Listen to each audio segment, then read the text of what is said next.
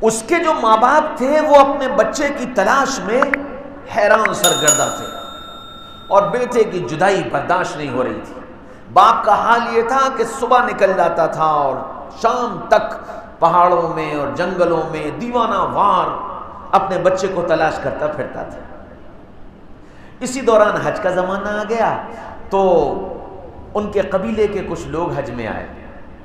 جب حج میں آئے تو محمد رسول اللہ صلی اللہ علیہ وسلم اپنے داعیانہ کردار کے ساتھ منی میں اور مزدلفہ میں اور عرفات میں ایک ایک خیمے پر اور ایک ایک ٹھیے پر اور ایک ایک بازار میں اور پھر رہے تھے، ساتھ وہ بچہ بھی چل رہا تھا۔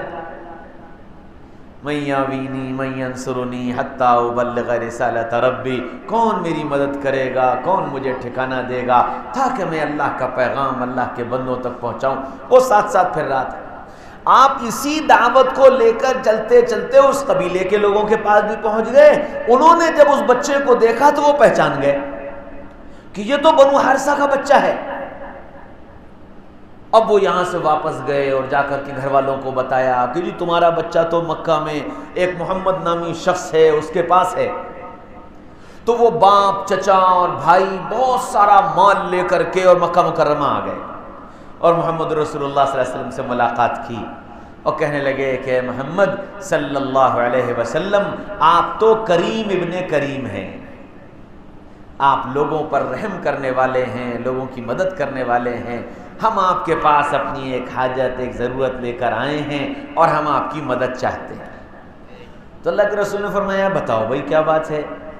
کہنے لگے کہ محمد صلی اللہ علیہ وسلم ہمارا بیٹا آپ کے پاس غلامی کی زندگی گزار رہا ہے اور ہم غلام خاندان کے لوگ نہیں ہیں، ہم اپنے علاقے کے شرفاء میں سے ہیں، ہمارے ساتھ ایسا ایسا حادثہ ہوا اور یوں ہمارا بچہ غلام بن گیا۔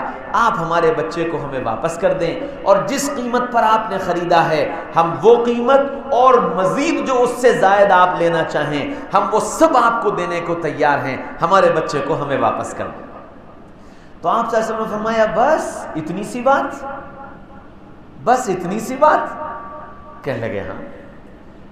تو اللہ کے رسول نے کہا کہ دیکھو میں اس بچے کو بلائے لیتا ہوں، اگر وہ بچہ تمہارے ساتھ جانے کو تیار ہو جائے تو تم اس بچے کو لے جاؤ اور ہمیں بدلے میں تم سے کچھ بھی نہیں چاہیے، نہ وہ قیمت جو ہم نے خریدی تھی نہ اور کوئی مال، کچھ نہیں چاہیے، تمہارا بچہ تمہیں مبارک، تم اس بچے کو لے کر چلے جاؤ۔ لیکن اگر وہ بچہ تمہارے ساتھ جانے کو تیار نہ ہوا تو پھر میں زبردستی نہیں کروں گا، میں زبردستی اسے تمہارے ساتھ نہیں بھیجوں گا۔ تو باپ نے کہا کہ محمد صلی اللہ علیہ وسلم آپ نے تو انصاف سے بھی بڑھ کر بات کی ہے۔ بس اتنا سنا تو آپ نے آواز دی زید زید زید۔ حضرت زید دوڑتے ہوئے آئے اور آ کر اللہ کے رسول کے سامنے کھڑے ہو گئے کہ جی یا رسول اللہ آپ نے مجھے آواز دی؟ آپ نے فرمایا ہاں۔ زید انہیں پہچانتے ہو؟ یہ کون ہے؟ تو زید نے دیکھا کہ یا رسول اللہ یہ تو میرے ابا ہیں۔ اور انہیں پہچانتے ہو؟ کہ جی یا رسول اللہ یہ تو میرے چاچا ہیں۔ اور اسے پہچانتے ہو؟ کہ جی یا رسول اللہ یہ میرا بھیا ہے۔ زید یہ تمہیں لینے آئے ہیں، زید یہ تمہیں لینے آئے ہیں، تم ان کے ساتھ جانا چاہو تو میری طرف سے اجازت ہے، اور اگر نہ جانا چاہو تو میرے حال سے تم باخبر ہو، میں کیسا ہوں یہ تم جانتے ہو۔ تم اگر ان کے ساتھ جانا چاہو تو تمہیں اجازت ہے اور نہ جانا چاہو تو میرے حال سے تم باخبر۔ اللہ کے رسول کی یہ بات سن کر زید نے ایک مرتبہ بھائی کی طرف دیکھا، پھر ایک مرتبہ چچا کی طرف دیکھا، پھر ایک مرتبہ باپ کی طرف دیکھا، اور تینوں کو دیکھنے کے بعد پھر یوں کر کے مڑا اور مڑ کر کے جناب رسول اللہ صلی اللہ علیہ وسلم کے چہرے انور پر نگاہ ڈالی اور آپ کے چہرے کو دیکھ کر کہنے لگا فدا ہو ابی و امی یا رسول اللہ، میرے ماں باپ آپ پر قربان یا رسول اللہ، میں بھلا آپ کو چھوڑ کر جاؤں گا؟ اب وہ باپ بولا کہ زید آزادی پر غلامی کو ترجیح دیتے ہو؟ چچا نے کہا زید اپنے گھر والوں کو چھوڑ کر، آزادی کی زندگی کو چھوڑ کر، راحت اور آرام کی زندگی کو چھوڑ کر غلاموں کی اور اجنبیوں کے درمیان زندگی گزارنا پسند کرتے ہو؟ بھائی نے کہا کہ زید اپنی اماں کو اور بہن کو اور اللہ تعالی علیہ وسلم ارتحلت الدنیا مدبرا وارتحلت الآخرة مقبلا ولكل واحدة منهما بنون فكونوا من أبناء الآخرة ولا تكونوا من أبناء الدنيا إن لكل يتبعها ولدها وقال رسول الله صلى الله تعالى عليه وسلم إنما بعثت معلما أو كما قال عليه الصلاة والسلام۔ میرے بھائیوں، دوستوں، عزیزوں، بزرگوں، ہر انسان یہ چاہتا ہے کہ اللہ مجھ سے محبت کرے، ہر انسان کی چاہت،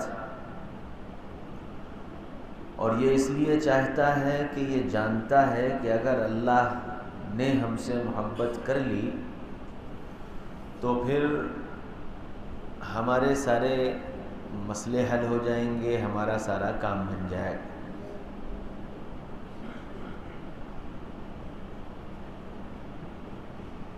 کیونکہ جب کوئی طاقتور ذات کسی سے محبت کرتی ہے تو محبوب کو یہ اطمینان ہوتا ہے کہ میرا کوئی مسئلہ آئے گا تو میرا حبیب مجھ سے محبت کرنے والا میری بھرپور مدد کرے گا۔ تو اس لیے ہر انسان یہ چاہتا ہے کہ اللہ ہم سے محبت کرے، لیکن اللہ ہم سے محبت کیسے کرے گا، یہ بات یا تو ہم کو سمجھ میں نہیں آئی، یا سمجھ میں آ گئی ہے تو ہم اس کو اختیار کرنا نہیں چاہتے۔ ہم یہ چاہتے ہیں کہ بس دعاؤں سے مسئلہ حل ہو جائے۔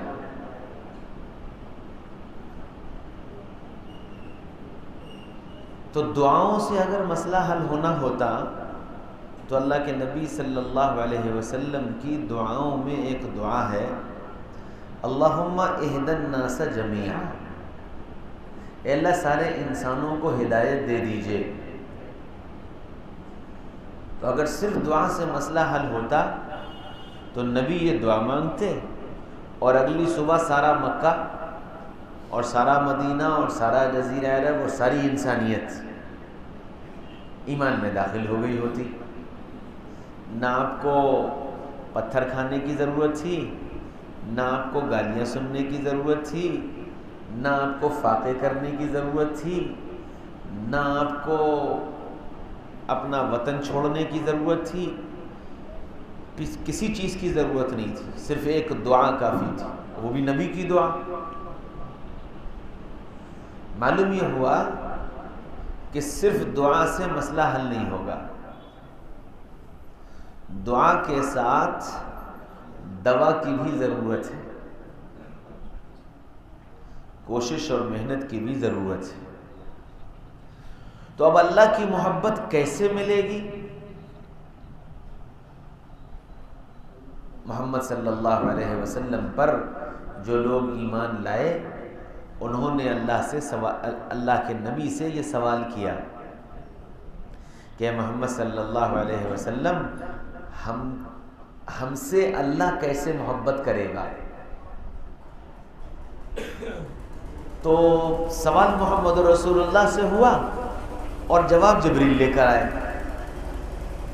سوال محمد رسول اللہ سے ہوا کہ اللہ ہم سے محبت کیسے کرے گا، ہم اللہ کے محبوب کیسے بنیں گے، یہ سوال محمد رسول اللہ صلی اللہ علیہ وسلم سے کیا گیا، اور جواب جبریل لے کر آئے۔ اے محمد صلی اللہ علیہ وسلم، یہ لوگ آپ سے سوال کرتے ہیں کہ اللہ ہم سے محبت کیسے کرے گا؟ قل ان کنتم تحبون اللہ، اے محمد صلی اللہ علیہ وسلم ان سے کہیے کہ اگر تم یہ چاہتے ہو کہ اللہ تم سے محبت کرے، فاتبعونی، تو محمد صلی اللہ علیہ وسلم کا اتباع اختیار کرو۔ تم محمد صلی اللہ علیہ وسلم کا اتباع اختیار کر لو گے، یحببکم اللہ، اللہ تم سے محبت کرنے لگے گا۔ ایسا کیوں؟ دنیا کا دستور ہے، دوست کا دوست ہوتا ہے، دوست کا دوست ہوتا ہے، محبوب کا محبوب ہوتا ہے۔ تو تم نبی سے محبت کر لو، نبی کی اتباع اختیار کر لو، تو میں تمہارا بن جاؤں گا، میں تم سے محبت کروں گا، اور پھر اتنی محبت کروں گا کہ اگر تم میرے نبی کی اتباع میں کامل ہو گئے تو پھر میری بھی کامل مدد تمہارے ساتھ ہو جائے گی۔ شرط یہ ہے کہ کمال اتباع کا نمونہ پیش کرو۔ اچھا، اتباع کب ممکن ہے؟ اتباع محبت کے بغیر ممکن نہیں۔ اطاعت کے لیے محبت ضروری ہے، اور محبت کے لیے تعارف ضروری۔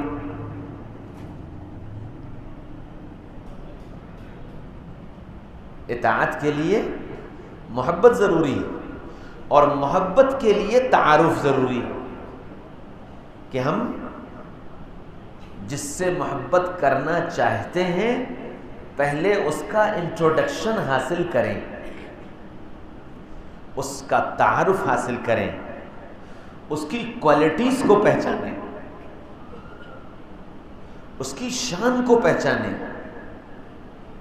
اس کے مقام کو جانیں، اس کے حسن و جمال کو جانیں۔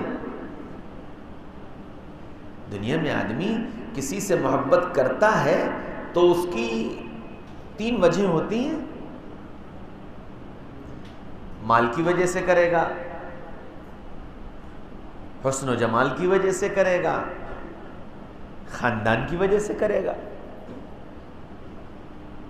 ان 3 بنیادوں پر محبتیں ہوتی ہیں کہ آدمی کسی سے محبت کرتا ہے تو اس کے مال کی وجہ سے کرتا ہے، یا حسن و جمال کی وجہ سے کرتا ہے، یا اس کے عالی حسب اور نسب اور اچھے خاندان اور طاقتور خاندان ہونے کی وجہ سے کرتا ہے۔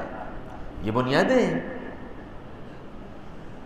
تو اب جب تک یہ معلوم نہ ہو کہ میں جس سے محبت کر رہا ہوں اس کی حیثیت کیا، اس کی شان کیا، اس کا حسن و جمال کیا۔ سیدنا محمد رسول اللہ صلی اللہ علیہ وسلم کے ایک صحابی ہیں حضرت طفیل رضی اللہ عنہ، جو حضور صلی اللہ علیہ وسلم کے دنیا سے تشریف لے جانے کے بعد 99 سال زندہ رہے۔ تو جب آپ کا بالکل آخری ایام تھے، یعنی صحابہ تقریباً سب جا چکے تھے اور بالکل آخری ایام تھے، تو وہ جہاں جایا کرتے تھے اعلان کرتے تھے، اے لوگوں تم میرے پاس آؤ اور مجھ سے میرے نبی کے بارے میں پوچھو، کیونکہ میں اب تمہارے مجمع میں اکیلا بچا ہوں جس نے محمد رسول اللہ صلی اللہ علیہ وسلم کو اپنی آنکھوں سے دیکھا۔ تو لوگ آ کر کے خدمت میں بیٹھتے تھے۔ اب وہ آنے والے یہ سوال نہیں کرتے تھے کہ محمد رسول اللہ صلی اللہ علیہ وسلم نماز کیسے پڑھتے تھے، محمد رسول اللہ صلی اللہ علیہ وسلم نے حج کیسے کیا، محمد رسول اللہ صلی اللہ علیہ وسلم کا وضو کیسا تھا، یہ سوال نہیں کرتے تھے، بلکہ سوال یہ ہوتا تھا کہ حضرت محمد صلی اللہ علیہ وسلم کیسے تھے یہ بتاؤ۔ حضرت محمد صلی اللہ علیہ وسلم کیسے تھے یہ بتاؤ. تو حضرت محمد صلی اللہ علیہ وسلم کا گھنٹوں تذکرہ کیا کرتے تھے کہ ہمارے آقا ایسے تھے اور ایسے تھے اور ایسے تھے، ان کا رنگ ایسا، ان کے بال ایسے، ان کی داڑھی ایسی، ان کی پیشانی ایسی، ان کا قد ایسا، ان کا چلنا ایسا، ان کا بیٹھنا ایسا، ان کا اٹھنا ایسا، ان کی رفتار ایسی، ان کی گفتار ایسی. بس اس کو بیان کیا کرتے تھے اور لوگ اس کو سن سن کر کے حضرت محمد صلی اللہ علیہ وسلم کی محبت کے جام پیا کرتے تھے. ہمارے یہاں اس وقت جو ہے وہ دو مسئلے ہو گئے. ایک مسئلہ تو یہ ہوا کہ ایک طبقہ تو وہ بنا جس نے محمد رسول اللہ صلی اللہ علیہ وسلم کی تعریف اور آپ کا مقام اور آپ کی حیثیت اس کو بیان کیا تو اتنا بیان کیا، اتنا بیان کیا، اتنا بیان کیا کہ رب کے برابر لے جا کر بٹھا دیا. اچھا، اب جب رب کے برابر بٹھا دیا تو ظاہر بات ہے کہ اللہ نے جن کو علم دیا، سمجھ دیا، قرآن دیا، شریعت دی، سنت دی، نبی صلی اللہ علیہ وسلم کی سیرت دی، نبی صلی اللہ علیہ وسلم کے فرمان جن کو سمجھ میں آئے، تو انہوں نے فوراً یہ کہا کہ نہیں بھائی، محمد صلی اللہ علیہ وسلم رب نہیں ہے، رب جیسے نہیں ہے، بلکہ وہ تو خود بتا کر گئے انی عبداللہ، وہ تو خود بتا کر گئے اشہد ان محمدن عبدہ ورسولہ، کہ اس بات کی گواہی دو کہ محمد صلی اللہ علیہ وسلم اللہ کے بندے ہیں اور رسول ہیں. رسالت بندگی کے ساتھ ہے، رسالت ربوبیت کے ساتھ نہیں ہے. تو ایک طبقہ تو وہ بن گیا کہ اس نے محمد صلی اللہ علیہ وسلم کی تعریف بیان کرنا شروع کی اور آپ کا مقام بیان کرنا شروع کیا اور آپ کی حیثیت بتانا شروع کی. تو وہ اتنا آگے بڑھا، اتنا آگے بڑھا، اتنا آگے بڑھا کہ اس نے اللہ کے برابر لے جا کر رکھ دیا. اچھا، اب جب اس طبقے نے یہ کیا تو پھر دوسرا طبقہ وہ آیا جس نے کہا کہ نہیں بھائی، اس یہاں سے نیچے لاؤ. تو وہ اتنا پیچھے ہٹے، اتنا پیچھے ہٹے، اتنا پیچھے ہٹے کہ مجلسوں میں رسول اللہ صلی اللہ علیہ وسلم کے تذکرے ہی ختم ہو گئے.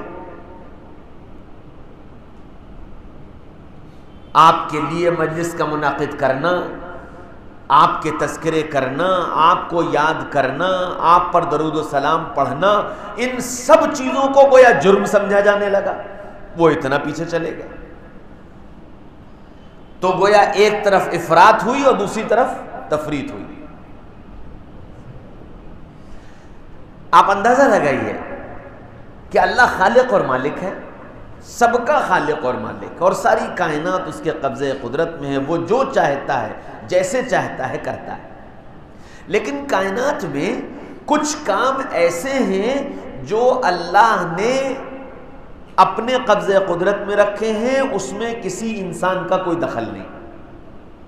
جیسے کسی کو زندگی دینا، کسی کو مار دینا، کسی کو روزی دے دینا، کسی کی روزی لے لینا، یہ اللہ کے قبضے قدرت میں ہے، انسان کا اس میں کوئی دخل نہیں. کچھ کام ایسے ہیں جو صرف انسانوں کے ذمے کیے، وہ اللہ نہیں کرتا. جیسے نماز پڑھنا، کہ نماز اللہ نہیں پڑھتا، نماز بندوں کو حکم دیا گیا پڑھنے کا. عبادت اللہ نہیں کرتا، بندوں کو حکم دیا گیا، کیونکہ وہ تو خود معبود ہے، اس کی عبادت کی جاتی ہے. سجدہ وہ نہیں کرتا، بندوں کو حکم دیا گیا، کیونکہ وہ تو خود مسجود ہے، اس کو سجدہ کیا جاتا ہے. تو یہ کام بندوں کے ذمے کیا. ایک کام ایسا ہے جس کام میں وہ بھی بندوں کے ساتھ شریک ہوا. فرمایا ان اللہ وملائکتہ یصلون علی النبی. اے لوگوں، تمہارا رب اللہ اور اس کے فرشتے حضرت محمد صلی اللہ علیہ وسلم پر درود بھیجتے ہیں. صلاۃ کا ترجمہ اردو میں درود کیا گیا. حالانکہ یہ درود بھی اردو کا لفظ نہیں ہے. آپ لوگ تو رامپور والے ہو ماشاءاللہ, اردو ادب کے امام ہو, اردو کی آبیاری آپ نے کی ہے, رہبری آپ نے کی ہے, تو مجھ سے زیادہ آپ جانتے ہوں گے اس بات کو کہ درود اردو کا لفظ نہیں ہے. درود سریانی زبان کا یا کسی اور نامعلوم زبان کا لفظ ہے. اردو میں استعمال ہونے لگا کیونکہ اردو تو بیچاری ہے ہی ایسی, ادھر سے بھی لے لیا, ادھر سے بھی لے لیا, ادھر سے بھی لے لیا, سب کو بٹور بٹار کر کے اس نے اپنی پہچان بنا لی. صلاۃ کا ترجمہ جو عربی لغت میں اور مفسرین نے کیا ہے, صلاۃ کے معنی ہے کسی کی عظمتوں کا تذکرہ کرنا, کسی کی عظمتوں کا تذکرہ کرنا. گویا اب مطلب کیا ہوا کہ اللہ اپنے نبی کی عظمتوں کا تذکرہ کرتا ہے اور فرشتے بھی کرتے ہیں. یا ایھا الذین آمنوا صلو, اے ایمان والو تم بھی اپنے نبی کی عظمتوں کا تذکرہ کرو. اسی وجہ سے علماء کرام نے لکھا ہے کہ آئندہ نسلوں میں حضرت محمد صلی اللہ علیہ وسلم کی عقیدت اور محبت کو منتقل کرنے کے لیے سیرت کے تذکرے ضروری ہیں کہ نبی پاک صلی اللہ علیہ وسلم کے تذکرے کرو, ورنہ آئندہ آنے والی نسل نبی سے ناواقف ہو جائے گی. اسی وجہ سے ہمارے علماء کا شروع سے یہ معمول رہا کہ جلسہ سیرت النبی. اچھا, عنوان ہوتا ہے جلسہ سیرت النبی اور بات ہوتی ہے اصلاح معاشرہ کی, کہ جو عنوان ہے کہ نبی کی سیرت کو سنیں گے, نبی کے تذکرے کو کریں گے, نبی کی بات چلے گی, نبی کی بات ہوگی. مقصود یہ ہے کہ آئندہ آنے والی نسلوں میں نبی پاک صلی اللہ علیہ وسلم کی سیرت منتقل ہو. علماء نے لکھا ہے کہ صلاۃ کا تعلق جب اللہ سے ہوگا تو اس کا مطلب یہ ہوگا کہ اللہ اپنی رحمتیں نبی پر نازل فرماتے ہیں. جب فرشتوں سے ہوگا تو تعلق مطلب یہ ہوگا کہ فرشتے رحمت کے نزول کی دعا کرتے ہیں. اور بندوں سے ہوگا تو بندے اپنے نبی پر اللہ سے رحمت کی دعائیں مانگتے ہیں کہ نبی پر اللہ کی رحمتیں نازل فرما دیں. اچھا, اور یہ اتنی زبردست عبادت ہے درود پاک کا پڑھنا اور نبی پاک صلی اللہ علیہ وسلم کے تذکرے کرنا, یہ اتنی بڑی عبادت ہے کہ یہ ہر حال میں مقبول ہے. یہ ہر حال میں مقبول ہے. دکھلاوے کے لیے کرے تو بھی مقبول, تنہائی میں کرے تو بھی مقبول, سڑک پر چلتے کرے تو بھی مقبول, دکان پہ بیٹھ کے کرے تو بھی مقبول, گاڑی چلاتے کرے تو بھی مقبول. ایک ایسا عمل ہے جو ہر حال میں اللہ کے ہاں مقبول ہے. اور اللہ تعالیٰ نے بندے کے دل میں یہ بات ڈالی کہ یہ ایسی عبادت ہے کہ یہ جس عبادت سے لگ جائے اس کو بھی قبول کروا دیتی ہے. یہ عبادت ایسی عبادت ہے کہ جس عبادت کے ساتھ لگ جائے اس کو بھی قبول کروا دیتی ہے. وَلِلَّهِ الْمَثَلُ الْأَعْلَى, اللہ مثال سے پاک ہے. سمجھانے کے لیے عرض کرتا ہوں, آپ بازار گئے, بازار میں آپ نے سیب کی ایک پیٹی خریدی. آپ نے پوچھا جی کتنے کی؟ اس نے کہا 500 روپے کی. آپ نے 500 روپے دیے اور اس نے سیب کی پیٹی دے دی.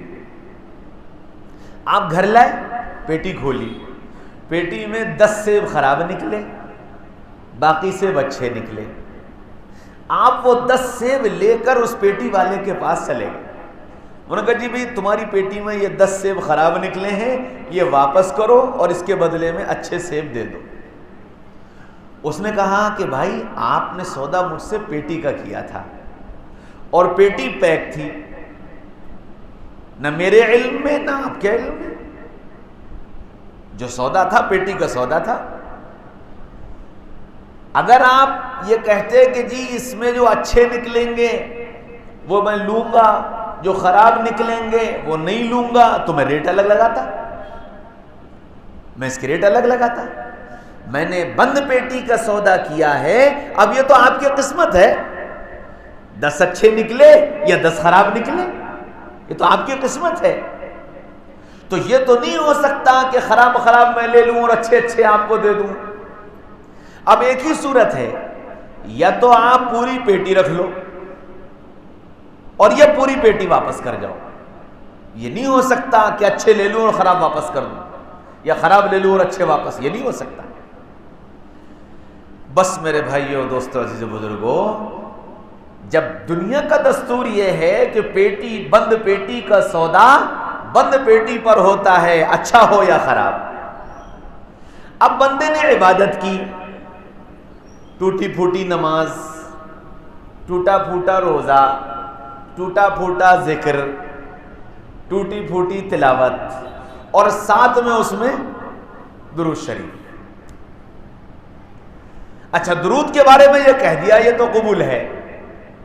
اب یہ جو پیٹی پہنچی تو یہ تو نہیں ہو سکتا کہ اللہ پیٹی کھول کے یہ کہیں کہ بھئی درود تو ہمیں دے دو باقی تم لے جاؤ.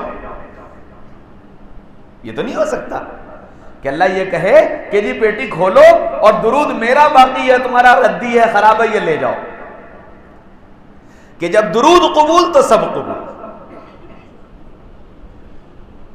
اور نماز میں اللہ کے نبی صلی اللہ علیہ وسلم نے ہم کو درود پڑھنے کو بتایا. علماء نے اس کی بہت ساری وجوہات اور اسباب لکھے ہیں, کتابوں میں موجود ہیں, لیکن میرا اپنا دل یہ کہتا ہے کہ درود نماز میں شامل ہی اس لیے کیا گیا کہ نماز میں درود پڑھ لے گا, اس کی برکت سے نماز بھی قبول ہو جائے گی, اس کی برکت سے نماز بھی قبول ہو جائے گی.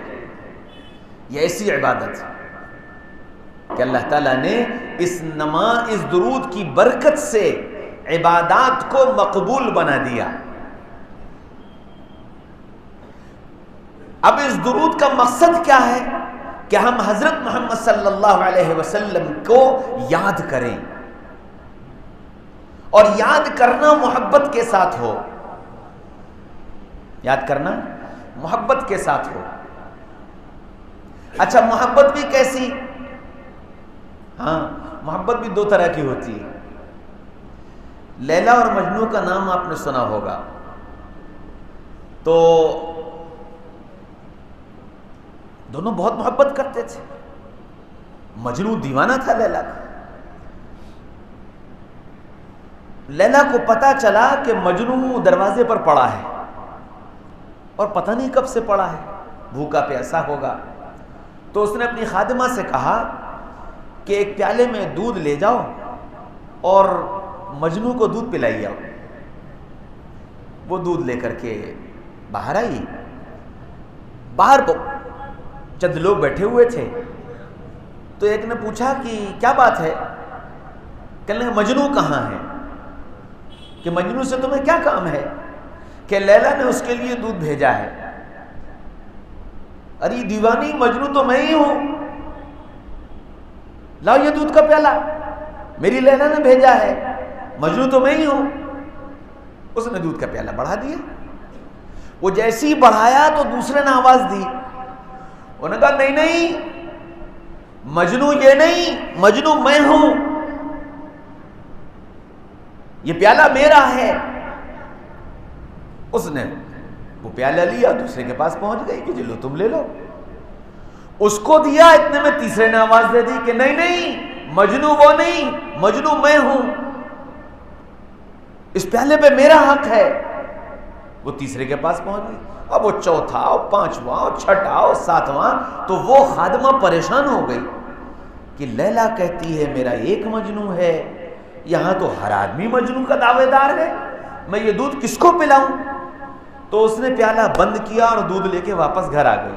کہنے لگی لیلا تیرے تو کتنے مجنو ہیں, میں آخر دودھ کس کس کو پلاؤں؟ اس نے کہا اچھا اتنے مجنو؟ کہ ہاں اتنے مجنو. اس نے کہا یہ پیالہ رکھ دو. ایک خالی پیالہ اٹھاؤ اور ایک چھری لو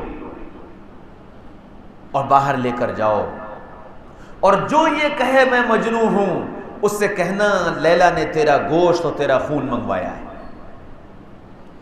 اب وہ پیالہ اور چھری لے کر کے آئی تو وہ دودھ کے پیالے کے منتظر جتنے مجنوں تھے سب آگے بڑھے کہ میں مجنوں۔ تو اس نے ایک کو بلایا، آپ مجنوں ہیں؟ کہ ہاں میں مجنوں، کہ لیلا نے آپ کا گوشت اور خون منگوایا ہے۔ تو وہ کہنے لگا نہیں میں نہیں، وہ دوسرے کے پاس پہنچ گئی کہ آپ مجنوں ہیں؟ کہاں لیلا نے آپ کا گوشت اور خون منگوایا ہے، کہ نہیں میں نہیں، وہ تیسرے کے پاس۔ ہر آدمی اسی طرح نہیں میں نہیں وہ کر کے چھٹ گیا، سب چلے گئے۔ ایک کونے میں ایک آدمی بیٹھا زمین پر انگلی رگڑ رہا تھا، اس کے پاس پہنچی کہ تم مجنوں ہو؟ کہنے ہاں میں مجنوں، یہ کیا کر رہے ہو؟ تو کہنے لگا مشق نام لیلا میں کنم، لیلا کے نام کی مشق کر رہا ہوں، لیلا کے نام کی مشق کر رہا ہوں۔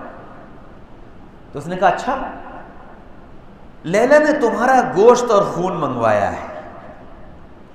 تو اس نے یوں کر کے اوپر سے لے کے نیچے تک اس کو دیکھا اور دیکھ کر کہنے لگا میری لیلا نے میرا خون اور میرا گوشت منگوایا ہے؟ کہ ہاں۔ تو اس نے اپنی باہیں بڑھائیں اور یوں کہنے لگا کہ یہاں سے بھی لے لو، یہاں سے بھی لے لو، یہاں سے بھی لے لو، یہاں سے بھی لے لو، پتہ نہیں میری لیلا کو کہاں کا گوشت اور کہاں کا خون پسند آ جائے۔ بس وہ پیالہ لے کے واپس آ گئی اور آ کر لیلا کو بتایا۔ لیلا نے کہا وہی اصل مجنوں ہے، دودھ اسی کو دے کر آؤ۔ تو میرے بھائیوں، دوستوں، عزیز بزرگوں، ہم سب محمد رسول اللہ صلی اللہ علیہ وسلم سے محبت کا دعویٰ تو کرتے ہیں، لیکن دعویٰ دودھ والا ہے، دعویٰ دودھ والا ہے کہ دودھ کی محبت ہے۔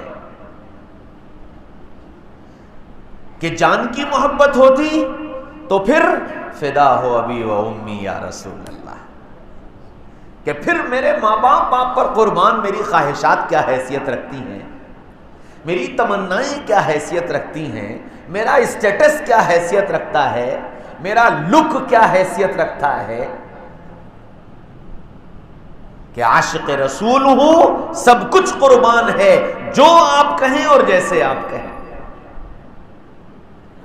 کہ جب محبت ہوتی ہے تو نام لینے میں مزہ آتا ہے، نام لینے میں مزہ آتا ہے۔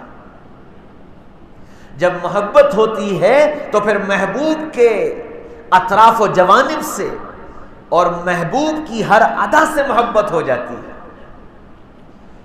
مجنوں لیلا کے محلے میں پہنچ گیا اور محلے میں چکر لگا رہا تھا، کبھی اس دیوار کو چوم رہا تھا، کبھی اس دیوار کو چوم رہا تھا۔ امر علی الدیار دیار لیلا اقبل ذل جدار و ذل جدارا، مجنوں کہتا ہے کہ جب میں اپنی محبوبہ لیلا کے شہر اور لیلا کے محلے میں جاتا ہوں تو کبھی اس دیوار کو چومتا ہوں، کبھی اس دیوار کو چومتا ہوں۔ لوگ یہ سمجھتے ہیں کہ یہ دیوانہ پاگل دیواروں سے محبت کرتا ہے اور دیواروں کو چومتا پھر رہا ہے۔ وما حب الدیار شغفنا قلبی ولکن حب من سکن الدیار، ارے دیوانوں، مجھے اس دیواروں کی محبت نے فریفتہ نہیں کیا، میں یہ جو دیواروں کو چومتا پھر رہا ہوں وہ اس لیے کہ ان دیواروں کے بیچ سے میرا محبوب گزرا ہے، ان دیواروں کے بیچ سے میرا محبوب گزرا ہے۔ تو سیدنا محمد رسول اللہ صلی اللہ علیہ وسلم سے محبت ہوگی تو پھر محبوب کی ہر ادا محبوب ہوگی، محبوب کی ہر ادا محبوب ہوگی۔ تو ہم یہ دیکھیں کہ ہمارے سینے میں محبت کا چراغ جلا کہ نہیں جلا، کہ اگر محبت کا چراغ جلا ہے تو پھر ایک نوجوان 22-23 سال کا میرا شاگرد، اسلامیہ انٹر کالج کا پڑھنے والا، سائنس سائٹ سے پڑھنے والا، وہ آج کل ہریانہ میں سروس کر رہا ہے۔ ابھی 15 دن پہلے اس کا میسج آیا، وہ محبت میں مجھے حضرت حضرت کہتا ہے، تو اس نے لکھا کہ حضرت الحمدللہ دن میں 10,000 مرتبہ درود پڑھتا ہوں اور 10,000 مرتبہ استغفار پڑھتا ہوں، آپ بتائیے اور بڑھا دوں یا اتنا ہی چلنے دوں؟ اسکول کا پڑھنے والا۔ تو جب محبت ہوتی ہے تو نام لینے میں مزہ آتا ہے، نام لینے میں مزہ آتا ہے۔ میرے بھائیوں، دوستوں، عزیزوں، بزرگوں، ابھی ہم نے نبی کی محبت کو سمجھا ہی نہیں۔ جنہوں نے سمجھا تھا انہوں نے اپنی زندگی کو نمونہ بنا کر پیش کیا۔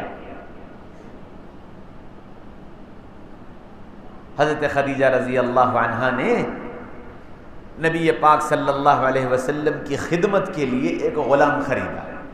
غلام کی عمر 10-12 سال، اور لا کر اللہ کے رسول کی خدمت میں پیش کر دیا کہ یا رسول اللہ، یہ غلام میں آپ کے لیے لے کر آئی ہوں کہ یہ ہر وقت دوڑ بھاگ کے کام کرے گا اور آپ کے ساتھ اور آپ کے پاس رہے گا۔ بہت اچھا، رہنے لگے۔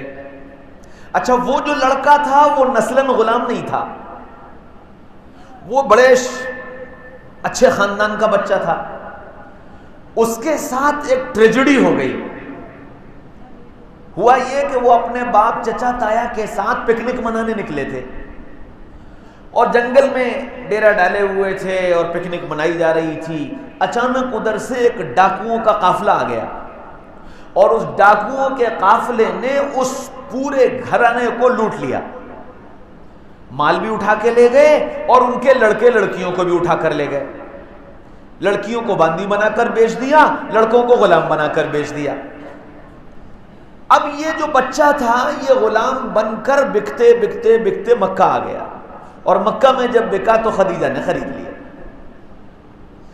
اس کے جو ماں باپ تھے وہ اپنے بچے کی تلاش میں حیران سرگردہ تھے، اور بیٹے کی جدائی برداشت نہیں ہو رہی تھی۔ باپ کا حال یہ تھا کہ صبح نکل جاتا تھا اور شام تک پہاڑوں میں اور جنگلوں میں دیوانہ وار اپنے بچے کو تلاش کرتا پھرتا تھا۔ اسی دوران حج کا زمانہ آ گیا تو ان کے قبیلے کے کچھ لوگ حج میں آئے۔ جب حج میں آئے تو محمد رسول اللہ صلی اللہ علیہ وسلم اپنے داعیانہ کردار کے ساتھ منی میں اور مزدلفہ میں اور عرفات میں ایک ایک خیمے پر اور ایک ایک ٹھیے پر اور ایک ایک بازار میں اور پھر رہے تھے۔ ساتھ وہ بچہ بھی چل رہا تھا۔ من یاوینی من ینصرنی حتی ابلغ رسالت ربی، کون میری مدد کرے گا، کون مجھے ٹھکانہ دے گا تاکہ میں اللہ کا پیغام اللہ کے بندوں تک پہنچاؤں۔ وہ ساتھ ساتھ پھر رہا تھا۔ آپ اسی دعوت کو لے کر چلتے چلتے اس قبیلے کے لوگوں کے پاس بھی پہنچ گئے۔ انہوں نے جب اس بچے کو دیکھا تو وہ پہچان گئے کہ یہ تو بنو حارثہ کا بچہ ہے۔ اب وہ یہاں سے واپس گئے اور جا کر کے گھر والوں کو بتایا کہ جی تمہارا بچہ تو مکہ میں ایک محمد نامی شخص ہے، اس کے پاس ہے۔ تو وہ باپ، چچا اور بھائی بہت سارا مال لے کر کے اور مکہ مکرمہ آ گئے اور محمد رسول اللہ صلی اللہ علیہ وسلم سے ملاقات کی اور کہنے لگے کہ محمد صلی اللہ علیہ وسلم، آپ تو کریم ابن کریم ہیں، آپ لوگوں پر رحم کرنے والے ہیں، لوگوں کی مدد کرنے والے ہیں۔ ہم آپ کے پاس اپنی ایک حاجت، ایک ضرورت لے کر آئے ہیں اور ہم آپ کی مدد چاہتے ہیں۔ تو اللہ کے رسول نے فرمایا بتاؤ بھائی کیا بات ہے؟ کہنے لگے کہ محمد صلی اللہ علیہ وسلم، ہمارا بیٹا آپ کے پاس غلامی کی زندگی گزار رہا ہے اور ہم غلام خاندان کے لوگ نہیں ہیں، ہم اپنے علاقے کے شرفاء میں سے ہیں، ہمارے ساتھ ایسا ایسا حادثہ ہوا اور یوں ہمارا بچہ غلام بن گیا۔ آپ ہمارے بچے کو ہمیں واپس کر دیں اور جس قیمت پر آپ نے خریدا ہے ہم وہ قیمت اور مزید جو اس سے زائد آپ لینا چاہیں ہم وہ سب آپ کو دینے کو تیار ہیں، ہمارے بچے کو ہمیں واپس کر دیں۔ تو آپ صلی اللہ علیہ وسلم نے فرمایا بس اتنی سی بات، بس اتنی سی بات؟ کہنے لگے ہاں۔ تو اللہ کے رسول نے کہا کہ دیکھو میں اس بچے کو بلائے لیتا ہوں، اگر وہ بچہ تمہارے ساتھ جانے کو تیار ہو جائے تو تم اس بچے کو لے جاؤ اور ہمیں بدلے میں تم سے کچھ بھی نہیں چاہیے، نہ وہ قیمت جو ہم نے خریدی تھی، نہ اور کوئی مال، کچھ نہیں چاہیے، تمہارا بچہ تمہیں مبارک، تم اس بچے کو لے کر چلے جاؤ۔ لیکن اگر وہ بچہ تمہارے ساتھ جانے کو تیار نہ ہوا تو پھر میں زبردستی نہیں کروں گا، میں زبردستی اسے تمہارے ساتھ نہیں بھیجوں گا۔ تو باپ نے کہا کہ محمد صلی اللہ علیہ وسلم، آپ نے تو انصاف سے بھی بڑھ کر بات کی ہے۔ بس اتنا سنا تو آپ نے آواز دی، زید زید زید۔ حضرت زید دوڑتے ہوئے آئے اور آ کر اللہ کے رسول کے سامنے کھڑے ہو گئے کہ جی یا رسول اللہ، آپ نے مجھے آواز دی؟ آپ نے فرمایا ہاں۔ زید انہیں پہچانتے ہو؟ یہ کون ہے؟ تو زید نے دیکھا کہ یا رسول اللہ یہ تو میرے ابا ہیں۔ اور انہیں پہچانتے ہو؟ کہ جی یا رسول اللہ یہ تو میرے چاچا ہیں۔ اور اسے پہچانتے ہو؟ کہ جی یا رسول اللہ یہ میرا بھیا ہے۔ زید یہ تمہیں لینے آئے ہیں، زید یہ تمہیں لینے آئے ہیں، تم ان کے ساتھ جانا چاہو تو میری طرف سے اجازت ہے، اور اگر نہ جانا چاہو تو میرے حال سے تم باخبر ہو۔ میں کیسا ہوں یہ تم جانتے ہو، تم اگر ان کے ساتھ جانا چاہو تو تمہیں اجازت ہے، اور نہ جانا چاہو تو میرے حال سے تم باخبر۔ اللہ کے رسول کی یہ بات سن کر زید نے ایک مرتبہ بھائی کی طرف دیکھا، پھر ایک مرتبہ چچا کی طرف دیکھا، پھر ایک مرتبہ باپ کی طرف دیکھا، اور تینوں کو دیکھنے کے بعد پھر یوں کر کے مڑا اور مڑ کر کے جناب رسول اللہ صلی اللہ علیہ وسلم کے چہرے انور پر نگاہ ڈالی، اور آپ کے چہرے کو دیکھ کر کہنے لگا، فدا ہو ابی و امی یا رسول اللہ، میرے ماں باپ آپ پر قربان یا رسول اللہ، میں بھلا آپ کو چھوڑ کر جاؤں گا؟ اب وہ باپ بولا کہ زید آزادی پر غلامی کو ترجیح دیتے ہو؟ چچا نے کہا زید اپنے گھر والوں کو چھوڑ کر، آزادی کی زندگی کو چھوڑ کر، راحت اور آرام کی زندگی کو چھوڑ کر غلاموں کی اور اجنبیوں کے درمیان زندگی گزارنا پسند کرتے ہو؟ بھائی نے کہا کہ زید اپنی اماں کو اور بہن کو اور بھائیوں کو سب کو تڑپتا چھوڑ کر تم یہاں غلامی کی زندگی جینے پر آمادہ ہو؟ جب تینوں اپنی کہہ چکے تو زید کہنے لگے، ہاں ابا، ہاں چاچا، ہاں بھیا، تمہاری باتیں سر آنکھوں پر، تمہاری باتیں سر آنکھوں پر، لیکن جو بات میں نے محمد الرسول اللہ صلی اللہ علیہ وسلم میں دیکھی ہے وہ بات تم میں سے کسی میں نہیں دیکھی، وہ بات تم میں سے کسی میں نہیں دیکھی۔ جب زید نے اتنی بات کہہ دی تو پھر رسول اللہ صلی اللہ علیہ وسلم بھی زید کی طرف مڑے اور یوں کر کے دونوں ہاتھ پھیلائے تو زید دوڑتے ہوئے آئے اور آ کر آپ کی گودی میں بیٹھ گئے، اور جیسے ہی گودی میں بیٹھے اللہ کے رسول صلی اللہ علیہ وسلم نے اپنی باہوں سے یوں کر کے زید کو چمٹا لیا اور یوں کہنے لگے، زید آج سے میرا غلام نہیں، زید آج سے میرا بیٹا ہے، زید آج سے میرا غلام نہیں، زید آج سے میرا بیٹا ہے۔ اوہو، نبی پاک صلی اللہ علیہ وسلم کے اس کریمانہ شان کو دیکھ کر وہ باپ، چچا، بھائی یوں کہنے لگے کہ محمد صلی اللہ علیہ وسلم آئے تو تھے ہم بیٹے کو غلامی سے آزاد کرانے کے لیے، لیکن اب ہماری تمنا یہ ہے کہ آپ ہمیں بھی اپنی غلامی میں داخل کر لیں۔ اشہد ان لا الہ الا اللہ واشہد ان محمدا عبدہ ورسولہ، کہ حضرت محمد صلی اللہ علیہ وسلم کی شان کیا ہے اور آپ نے کیسی محبت کی، پھر صحابہ نے ان سے کیسی محبت کی۔